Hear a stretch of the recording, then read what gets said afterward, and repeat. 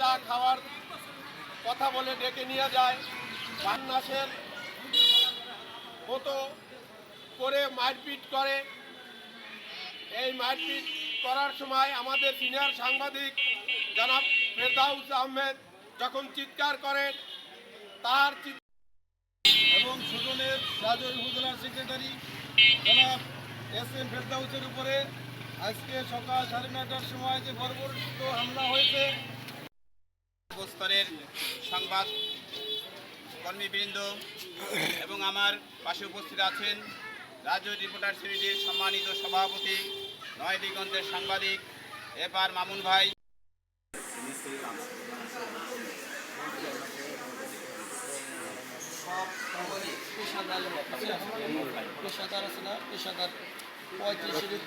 কয়জন আছিল ভাই? কয়জন আছিল? 4 জন। আমি দেখেছি এরা 40-এর বয়স, 40-42 আমি দেখি যারা স্থানীয় তারা দেখছে দোকানদার বলছে যে একটা স্টিকার লেখা আছে তোমার কাছে আমি তো হাসপাতালে আছি, আমাদের যে ফেরদাউসকে মারছে হাসপাতালে দেখতে আছি। তারা পুলিশ বলে না, বলছে একটা স্টিকার লেখা আছে বলতে পারে সাংবাদিক, আমার নাও বলতে পারে। তা যদি পারো তাহলে ওই যে এতে দিয়ে এসো, এস সাহেবকে দিয়ে এসো, এস সাহেব দেলোয়ার সাহেবকে দিয়ে এসো কাগজটা। দেলোয়ার যে আনোয়ারের এই পাশে যে ওই স্থান আমি যখন নিচে ঢুকে গেছি তখন আর আমার এই করতে লোকজন এখন গেলে আমার আর খুব দিচ্ছে অবস্থা করছে।